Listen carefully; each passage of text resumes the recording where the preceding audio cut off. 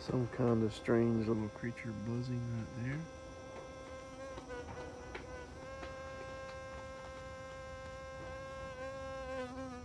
There he goes. So we're checking out our tomatoes. They're probably getting pretty close to being ripe.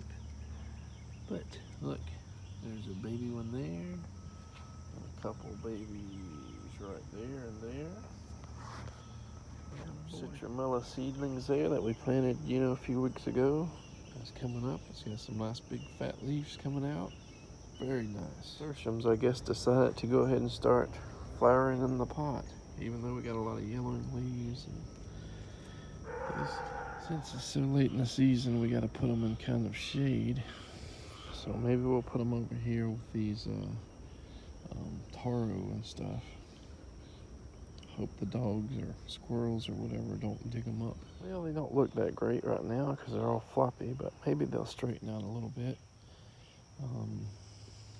Start some next year. I guess we could have them in a warmer area so that they're done, by the hot season, and we actually get some flowers and stuff out of them. I'm not sure if we're going to eat these guys or not, if anybody would in the house. The Chiang Mai 60 is leafing out. The ones that I'm rooting, the mulberries. Previous video not long ago, I said there was 3 seedlings coming up out of there. The only thing I can think of what they are is possibly apple seedlings from the tropic sweet apple. They aren't known to come true to seed or anything, but they are one that are considered a southeastern, apple. So it'd be interesting to see if they do okay in the ground here and see if they can produce anything or what quality of fruit, if they can survive. And they're getting to the point where we need to just do some mass plantings. Anything that we need to plant, before June, before the end of June, the rainy season, just need to get them done. And we may not focus all of our videos on a single thing like xeriscaping or wetlands on one, or some of the things might be just kind of all combined. General gardening vlog stuff. Our matchstick bromeliad there is blooming. Very nice. Put a little bit of gardening lime, like 3 pounds, over the bed. So this changes the pH so that composting and red wigglers and stuff are, where the pH, the acidity isn't too high. So we're gonna probably add a little vermicompost on top. And I got a little compost bucket of stuff that's just naturally composted in a bucket. And then I got some dirt from my old greenhouse build that's not being used that we're going to slowly, just bag up and bring over here. Some of my old vermicomposting or materials is kind of dried out. I don't have worms in here anymore, but it should have all the nutrients still in there. And I'm going to put... This is all mealworm or frass. Let's just mix this together here. Now, look at that. Don't really want to breathe that stuff in long term. I'm going to mix it and I'm going to go spread it on the bed. So we put the vermicompost mixed with the frass, mealworm frass, kind of evenly spread, but a little more concentrated where the plants are going to go, where we really want it to start breaking down around where the trees and stuff are going to be planted. We probably need to water it down.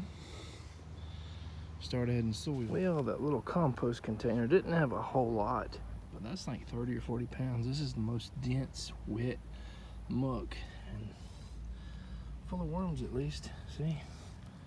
Look at that big worm. So we can't really spread this everywhere. We'll just keep it where it's at. And hopefully that'll provide more nutrients to help break everything down. I got a feed bucket if it holds water. This is going to be a second weed tea bucket. I'm going to start it out with regular tap water because you got to have something to start it with. Then hopefully rainwater over the rainy season is going to get that nitrogen rich water from the electrification or ionization of lightning strikes and thunderstorms into this bucket. So So we're starting it with this non-electrified water, and we're not going to fill it up. We're just going to put maybe a third and start throwing weeds in as we, prune. Yeah, we're starting off with some grass, some invasive mint, elderberry leaves, some creeping daisies, which are invasive, and my least favorite,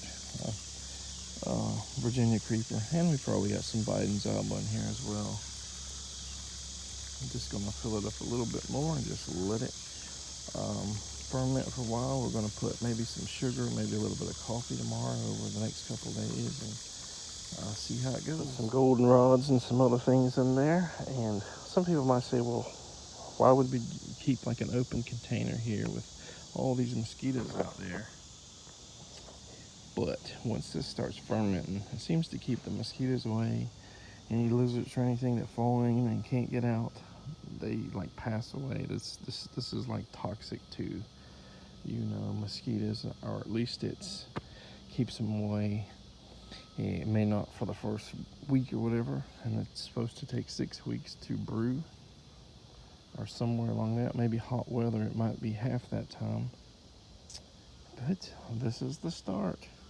We're supposed to get a rain or thunderstorms today. Hopefully we'll get it, over the next few rains, half full or more. Then we're going to focus, I think, more on the invasive stuff to put in these buckets. I'm going to start multiple weed teas. And, way in the back, I got air potatoes, so I really need to that's going to be my motivation for getting rid of the air potatoes, is not just getting rid of them, but actually putting them to use, getting nutrients out of them, and using them to feed the plants. I think we're going to plant the cherry of Rio Grande now. I kind of wish it was bigger.